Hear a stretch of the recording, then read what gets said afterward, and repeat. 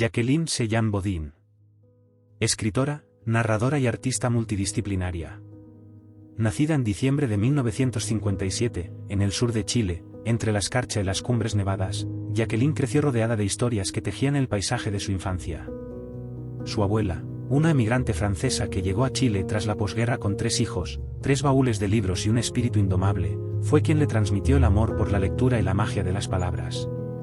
A esta influencia se sumó la herencia de su padre libanés, narrador nato, que con sus relatos enriqueció el alma de Jacqueline, sembrando en ella la semilla del arte de contar historias.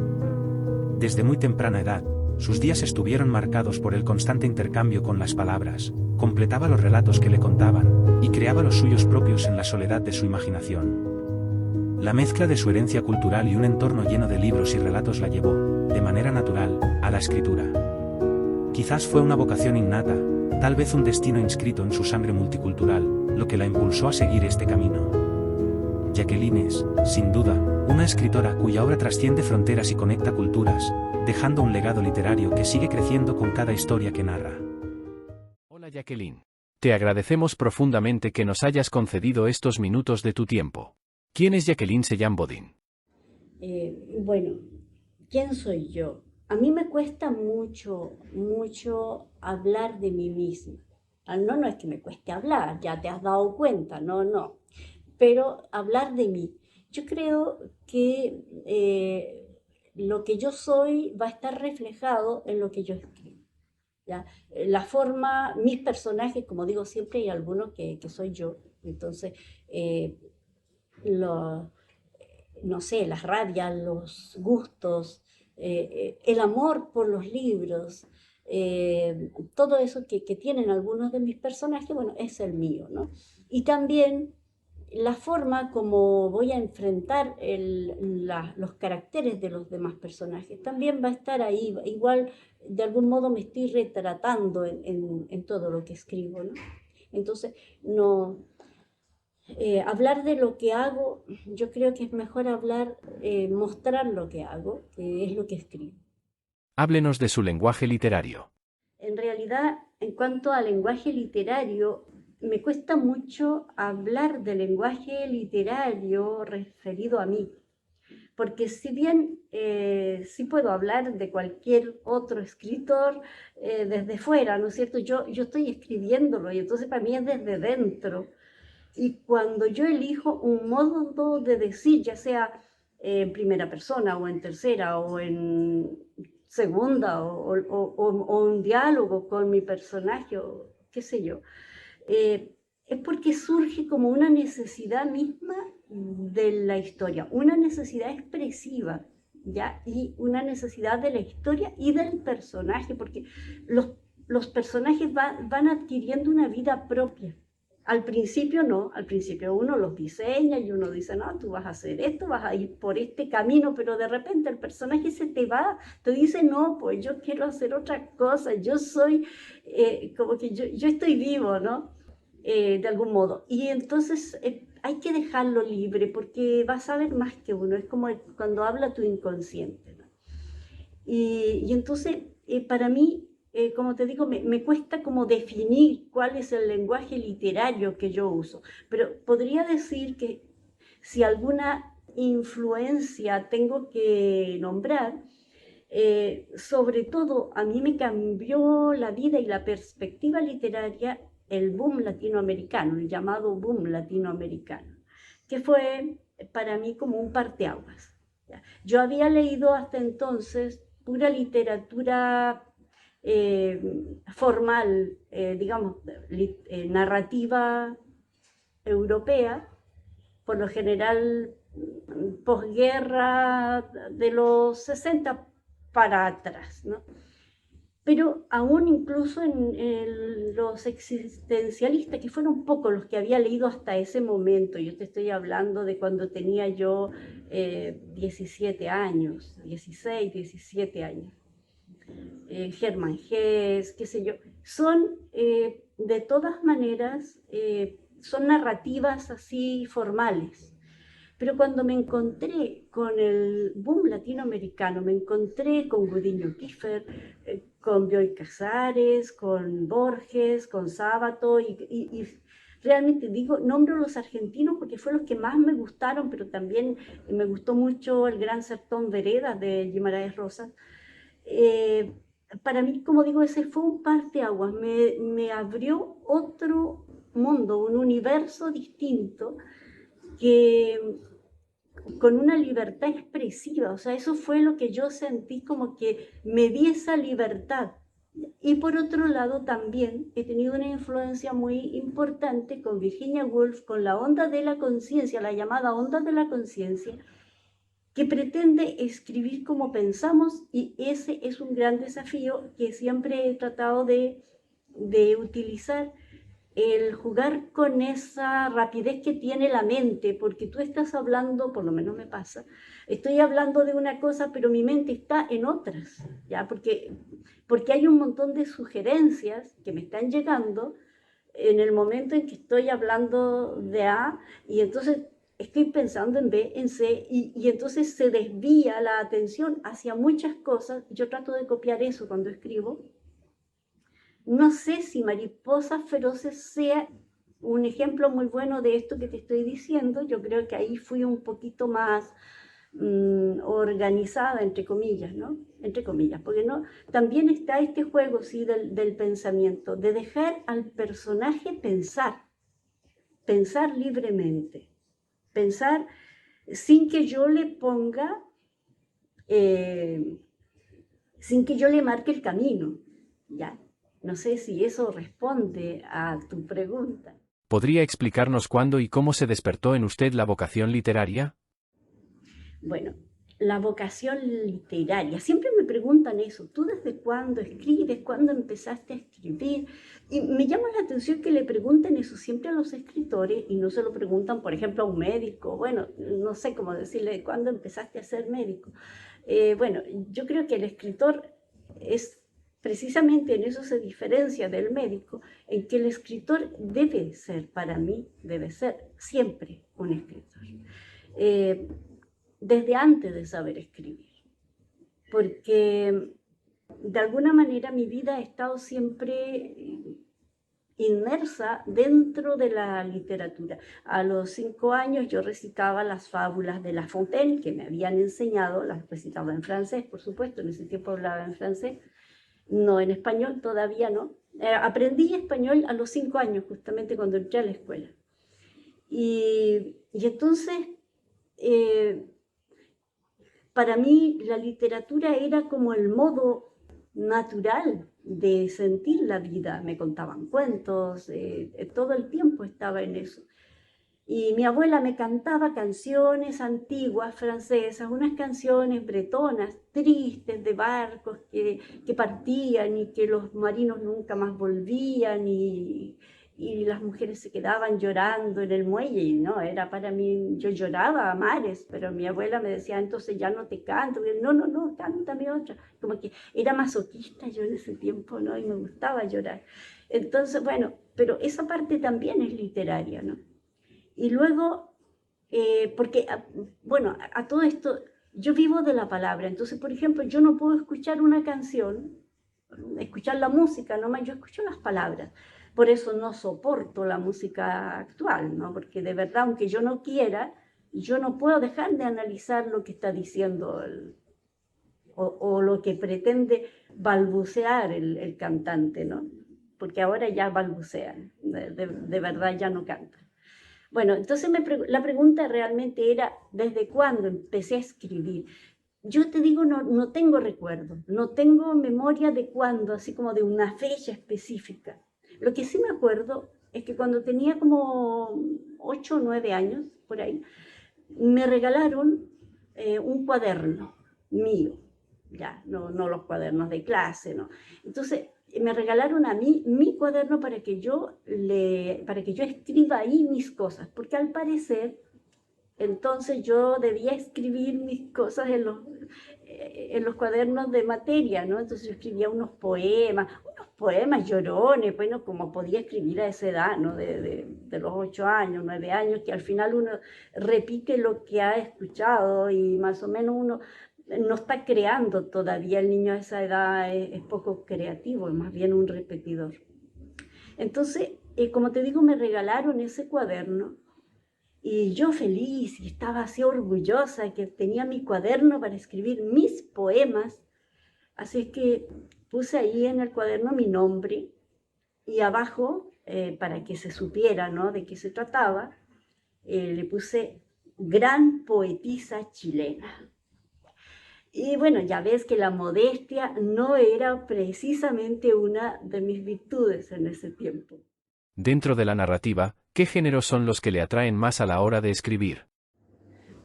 Bueno, en cuanto a los géneros que me atraen para escribir, no sé, no sé, no te puedo decir como de un género en especial. De pronto surge una historia. En una conversación, de repente, tú estás hablando con alguien y te cuenta un chascarro, algo que le pasó, hasta una desgracia, y uno está en ese momento, está pensando y uno dice a veces, incluso tiene hasta el poco tino de decirlo, oye, que está bueno esto, la persona me queda mirando, así como diciendo, bueno, esta insensible, le estoy contando esto que me duele y me sale con que es una buena historia para escribir, ¿no? ¿No? Qué atroz. Bueno, lamentablemente sí mi cabeza me juega esas malas pasadas. Entonces yo sí todo lo traduzco a eso involuntariamente. Y no es que yo voy a escribir de todo lo que me cuenten, no, tampoco no soy tan chismosa, pero sí de repente van surgiendo y van apareciendo dentro de mis historias pedazos de eso o personajes que son personas que yo conocí de alguna manera. He escrito un poco de todo. Muchas veces hay crímenes en mis novelas porque la vida está llena de violencia y de crímenes también. Y un amigo dijo, tú matas con total impunidad en tus novelas. Y sí, bueno, pero no siempre, no siempre. Hay tragedia, porque como decía la Simone de Beauvoir, la gente feliz no tiene historia. Entonces sí, hay tragedia, pero también el mundo es complicado, es difícil. Y está un poco el juego con la realidad y la ficción, que de pronto la línea divisoria no es tan clara. Mira, me explico. Tengo una novela que de hecho la estoy en este momento corrigiendo, que no sé si me estoy adelantando un poco a las preguntas, pero bueno, estoy corrigiendo en estos momentos una novela que la escribí hace como 3 años atrás, pero yo las dejo siempre así reposar, dormir un poco y después les digo, a ver, vamos a ver cómo va esto y ahí ya puedo retomarla con esa distancia. Que trata se llama Párpados Cerrados, trata de un ciego y de una muchacha que está paralítica y que ambos se conocen a través de un sueño, no, a través de los sueños, y viven a través de los sueños, viven otra realidad. Bueno, esa división entre la realidad y o lo que llamamos realidad y lo que no llamamos realidad, pero que a lo mejor no deja de ser realidad. En La Cuscuta, que es una novela como un poco apocalíptica, ahí esta división, esta intersección entre la realidad y la no realidad se da a través de la palabra. Las palabras son capaces de crear, y eso es verdad, yo lo siento así, lo creo así, y entonces en esa novela las palabras crean la realidad de algún modo, eso queda implícito, no es que la novela trate de eso, no, la novela trata de una pandemia y de otras cosas, pero está subyacente ese tema. Me gusta mucho jugar con eso, con esa realidad y irrealidad, pero no que sea esa como el fondo, es el trasfondo, ¿ya? Pero no es esa la historia.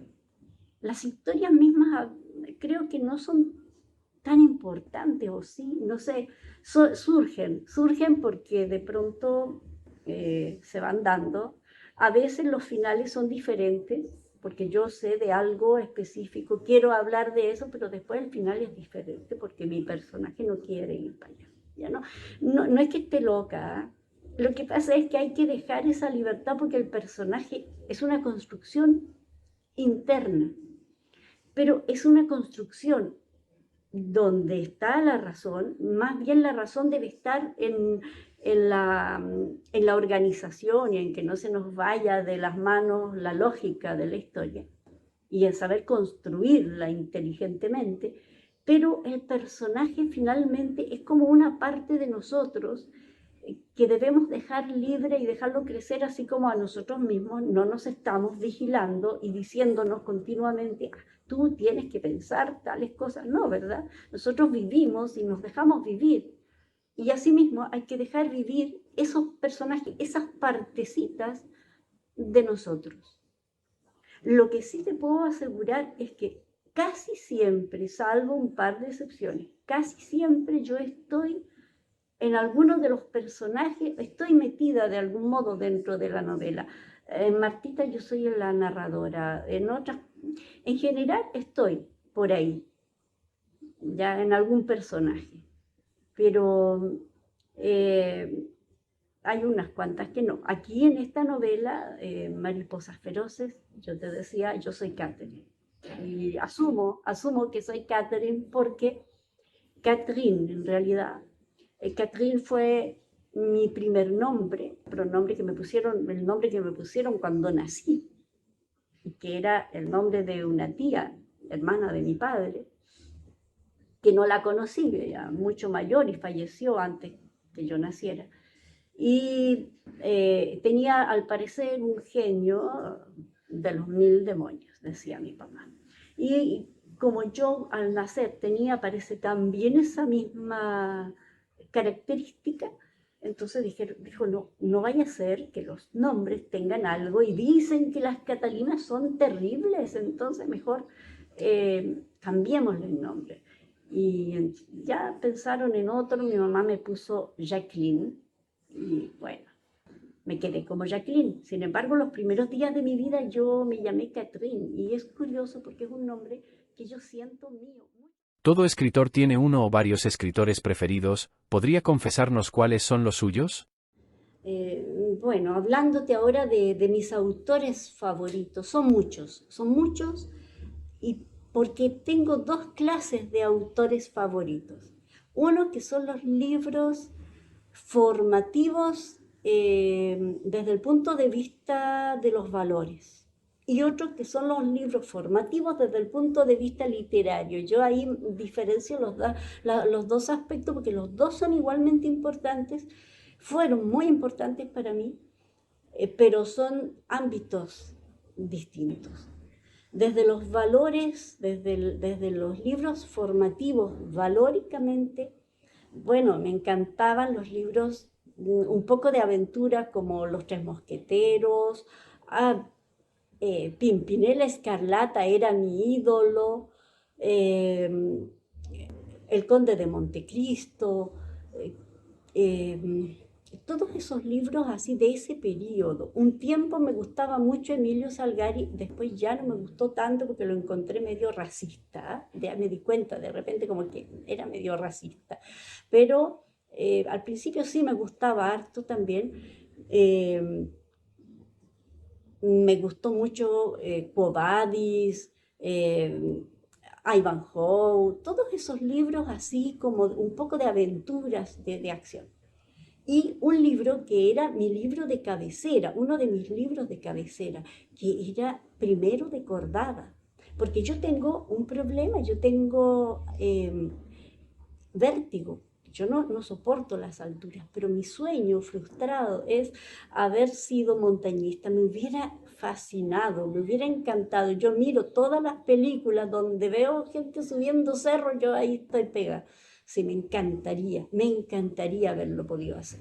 Entonces, ese libro Primero de Cordada, que es, después supe, uno de los libros fetiches de los alpinistas y montañistas del mundo.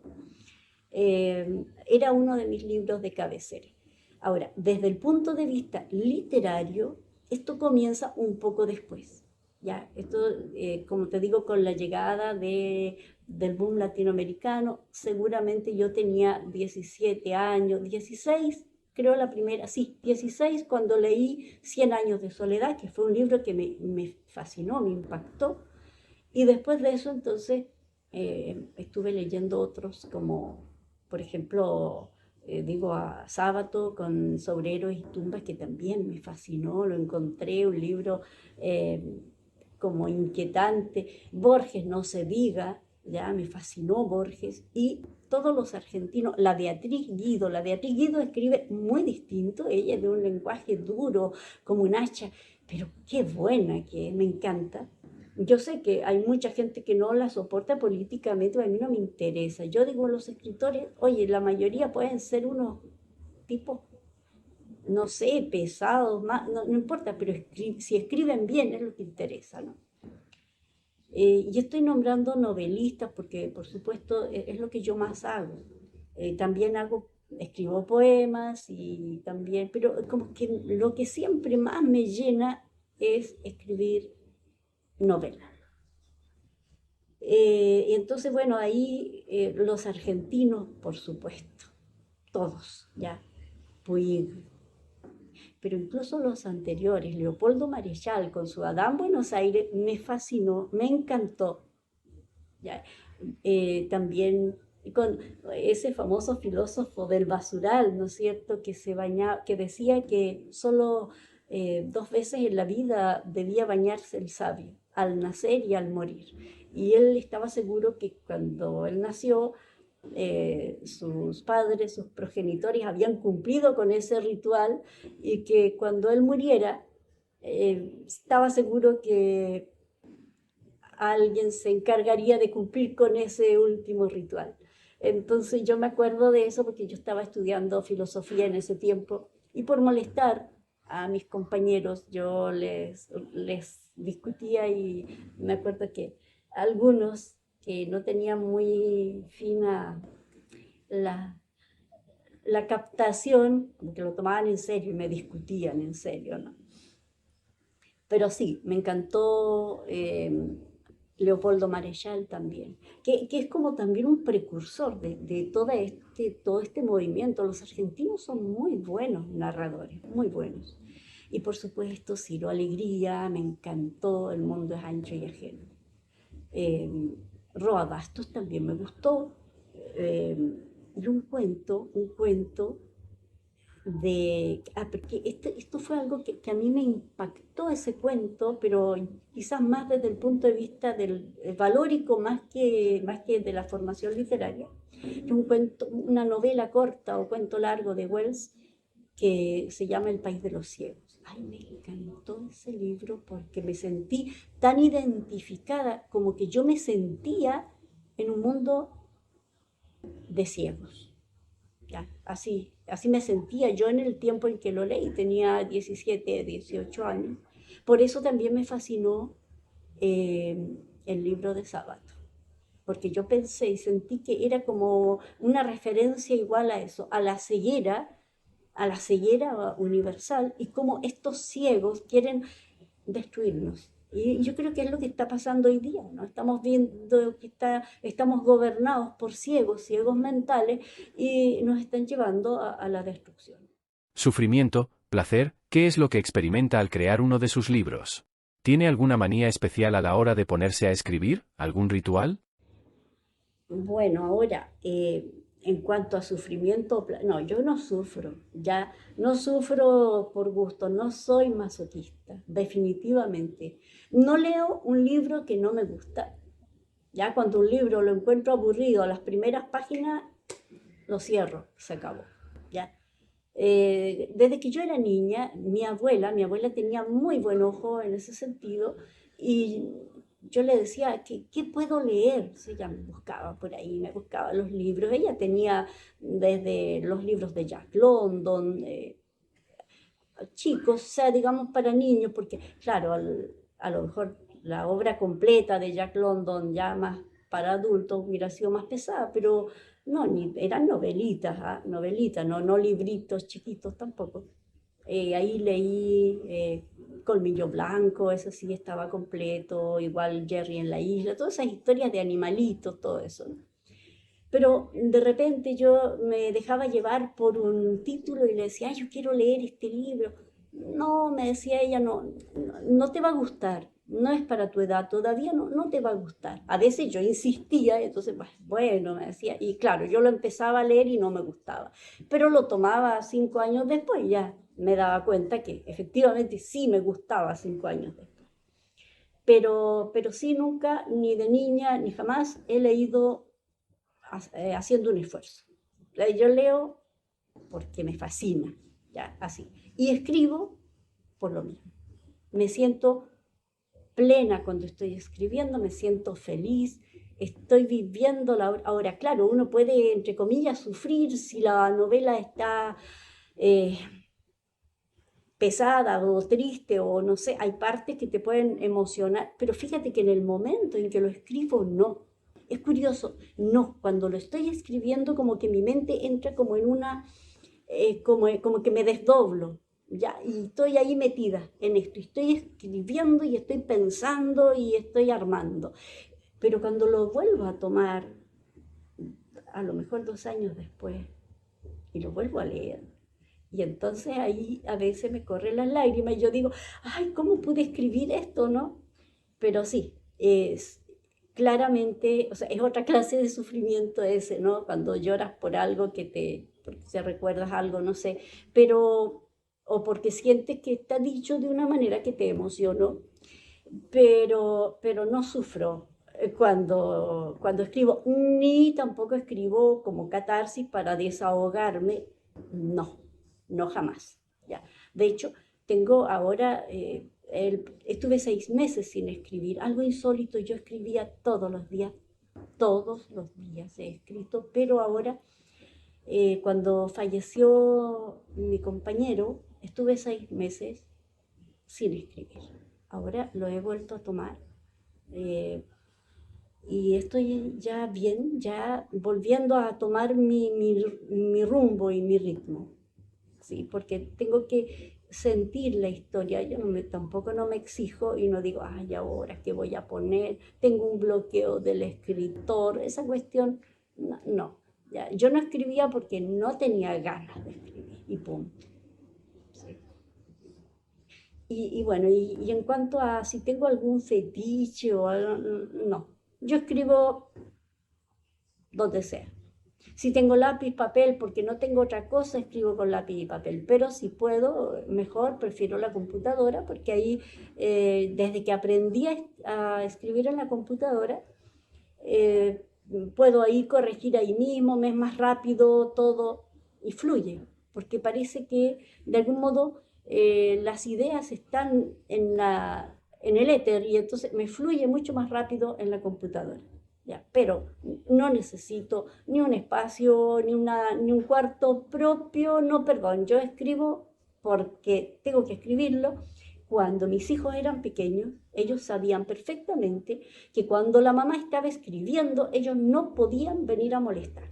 Y yo me acuerdo mucho de una vez que mis hijos, los mayores, tengo 4 hijos, los 2 mayores que se llevan de un año y los 2 menores también se llevan por un año, ellos venían de afuera y venía corriendo, venía la niña llorando a gritos, mamá, llorando. Y yo estaba escribiendo. En ese tiempo no tenía computadora, estaba escribiendo a mano. Y entonces de pronto se paran los dos en la puerta. Y Samuel, el niño, le dice, no, Violeta, mamá está ocupada. Y se dan media vuelta y se van. Bueno, y ahí se acabó la llanteada y todo. Y al final nunca supe por qué había sido el drama tan grande. No.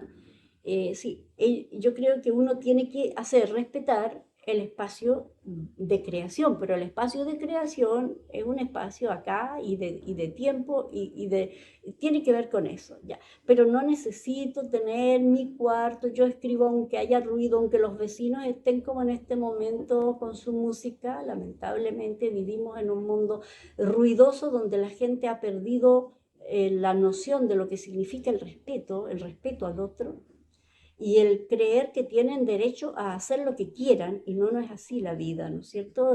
Tenemos derecho a hacer lo que queremos dentro de nuestro metro cuadrado. Cuando lo que yo hago está molestando al de más allá, ya estoy invadiendo el metro cuadrado del otro.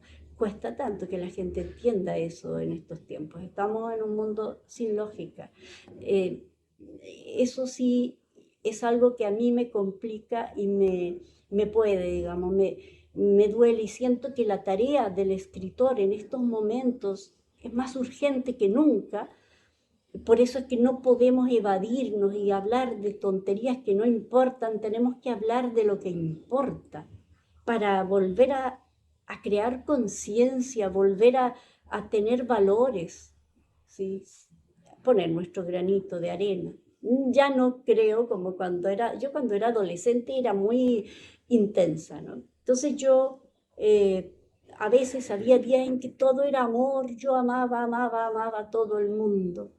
Y entonces yo iba a redimir la humanidad. Y otras veces yo odiaba a todo el mundo y iba a ponerles una bomba y los iba a hacer volar a todos.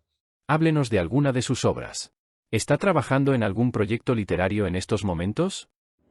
Bueno, ahora en este momento estoy trabajando, aparte de corregir una novela, sí estoy trabajando en una novela, pero no me gusta hablar de las novelas que estoy haciendo. Yo siento que cuando uno habla de ellas se te va la energía en hablar y solo cuando ya está terminada. Estoy corrigiendo, en realidad estoy corrigiendo tres, ya. Esa que te decía, Párpados Cerrados, una que se llama La Ciudad Fantasma, que ya está prácticamente lista, y estoy empezando a corregir Una ventana que da al poniente, que esa es una novela que está un poquito como basada en algunas experiencias mías personales de los años 70, por ahí, pasa a rozar el problema de la dictadura, pero está centrada más que nada en problemas de magia negra, ¿ya? Y, y ahí a lo mejor, bueno, no quiero adelantar respecto de qué se trata. O sea, está ese tema ahí como centro de la novela y, y está contada como un diario, como que fuera un diario de vida, pero desordenado, ¿no? Y bueno, eso serían mis proyectos en este momento. Y la novela que estoy escribiendo, que la empecé hace poco, que llevo recién 7 capítulos, yo tiendo a escribir casi un capítulo al día. A veces me tardo más porque el capítulo cuesta que salga, está como ahí como que dándome vuelta y de repente digo, ahí lo tengo. O me despierto en la mañana con las ideas claras y digo, ya, ahora. Pero por ahora va en esto, va en el capítulo 7. Como digo, nunca le pongo un final o nunca sé el final exacto. Más o menos sé cómo va a ir, pero el final exacto no, porque va a depender del capricho final de ese personaje interno que es nuestro inconsciente finalmente. ¿Desea añadir alguna cosa más a esta entrevista? ¿Sí? Yo igual te quiero agradecer, Tony, te quiero agradecer montones que hayas confiado en mí, que te haya gustado mi libro. La verdad es que yo no es que tenga dudas en cuanto a lo que hago. A mí me gusta lo que hago, quedo conforme con la novela, por eso la entrego, ¿no? Si no estuviera conforme, pues ni la muestro, ya, no. Yo no entiendo a veces cómo algunas personas muestran cosas que están así, bueno, no bien, digamos. No, yo siento que está bien porque yo ya le he dado todas las correcciones necesarias aunque nunca se termina, porque yo soy perfeccionista, entonces yo agarro la novela y de repente, no sé, es una coma, es una cosa mínima, pero como yo las leo en voz alta, entonces voy a decir, no sé, eh, en el cuarto vecino, su bisnieta lanza sus primeras llamadas. Bueno, ahí hay una coma, ¿verdad? Y entonces tendrías que leerlo así. Pero de repente se me puede ocurrir que yo dije, en el cuarto vecino su bisnieta lanza su primera llamada. ¿Por qué? Porque yo tengo ganas de que esto sea como acesante, como rápido, como... Entonces va a depender mucho de eso, ¿no? De lo que yo quiero que sienta el lector cuando lea el libro. Y por eso es que le doy tanta importancia a la puntuación, a los espacios, a los puntos aparte o no, ¿te fijas? Eso. Pero de todas maneras es muy importante encontrar a alguien que sí te valore, que sí crea en ti y que te dé la oportunidad, como tú me estás dando ahora, de publicar con tu editorial, con Abnostrom. Y yo espero que esto sea un éxito, pues espero que sí, tiene que serlo, nos tiene que ir bien. 1. La pesca. Debajo del sauce llorón, el río parece un pez tembloroso cubierto de miles de escamas quebradizas. El pez, al extremo del hilo, parece una gota de agua plateada. Lo arranca del anzuelo, toma un pedazo de rama caído a su lado y le da un golpe seco en la cabeza. El pescado se queda quieto. Lo deposita junto a los otros dos en la talega de mimbre. Enrolla con cuidado la lienza alrededor del tarro. Introduce todos los implementos de pesca en la pequeña canasta rectangular. La cierra anudando entre sí unas tiras de paja. Estira las piernas de los jeans que traía dobladas sobre las pantorrillas. Se cuelga la cesta al hombro y avanza con paso elástico por el solitario camino que bordea el torrente. Catherine no tiene miedo. Ya no. Hace unos años lo había tenido cuando apenas salía de la infancia, pero ese tiempo ya ha pasado. Lanza una rápida mirada aguda y cortante, parecida a una cuchillada, al hombre que pasa junto a ella en sentido contrario. Un segundo. Sin embargo, es suficiente para helar en él cualquier intento de acercamiento. Es una mirada que dice, ten cuidado, más te vale guardar las distancias. Así lo entendió él, aunque no pudo ver la forma como apretaba en su puño la diminuta navaja de resorte. No tendría miedo nunca más. La última página se cierra, pero el eco de las palabras persiste en el aire, como un susurro que se niega a desvanecer. Mariposas feroces no es solo una historia de sobrevivientes, es un reflejo de los rincones oscuros del alma humana, de los abismos donde la justicia y la venganza se entrelazan, pero también es una historia sobre la redención. Jacqueline nos lleva de la mano a través de paisajes que, aunque bellos, laten con la violencia de un mundo que se reinventa en cada herida. Sus personajes, aunque forjados por la tragedia, no se definen únicamente por ella.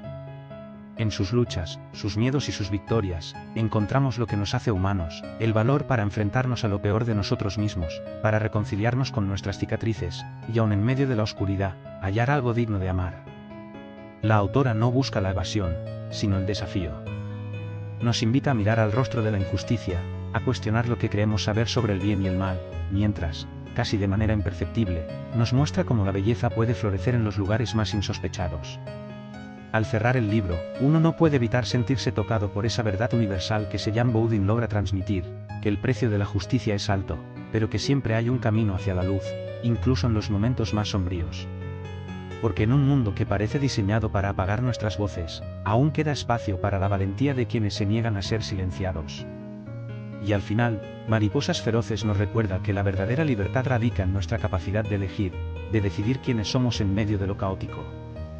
No importa cuántas cicatrices llevemos, siempre habrá algo en nosotros que se revela, algo que busca un espacio para ser escuchado, para ser amado. La lucha, como las mariposas que se abren paso entre las sombras, es feroz, pero siempre, siempre es hermosa.